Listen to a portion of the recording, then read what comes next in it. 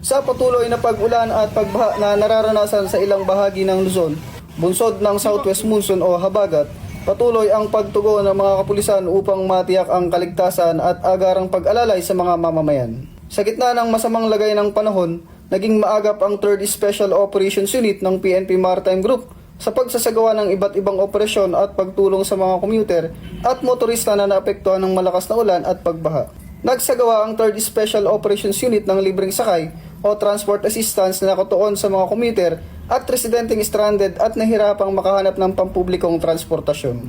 Ang libreng sakay ay nagmula sa SM Sukat patungong Sukat Highway bilang tugon sa hirap ng transportasyon na dulot ng masamang panahon.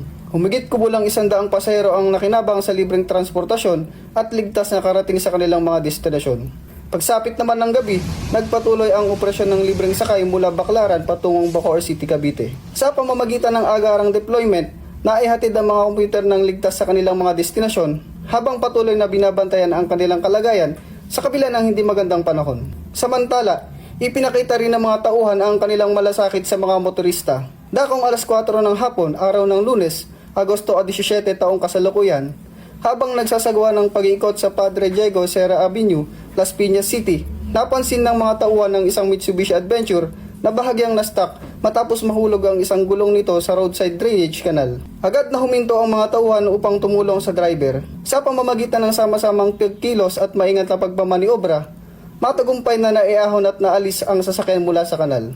Ang mga operasyong ito ay bahagi ng patuloy na pagtugon ng 3rd Special Operations Unit ng PNP Maritime Group sa pangangailangan ng publiko lalo na sa panahon ng matinding pag-ulan at pagbaha. Sa panahon kung kailan higit na kinakailangan ng mabilis na aksyon, nananatiling handa ang mga tauhan na rumusponde, tumulong at magbigay ng serbisyong makatutulong sa bawat mamamayang nangangailangan. Ang 3rd Special Operations Unit, PNP Maritime Group, patuloy na nakikiisa sa komunidad, laging handang tumugon at nagsisilbi sa bayan sa oras ng pangangailangan. Mula dito sa 3rd Special Operations Unit, PNP Maritime Group, ako ang inyong PNN News Correspondent, Patrolman John Kelvin Q. Madamka, alagad ng batas, tagapagtaguyod ng balitang pulis, bagong PNP para sa bagong Pilipinas, serbisyong mabilis, tapat at nararamdaman.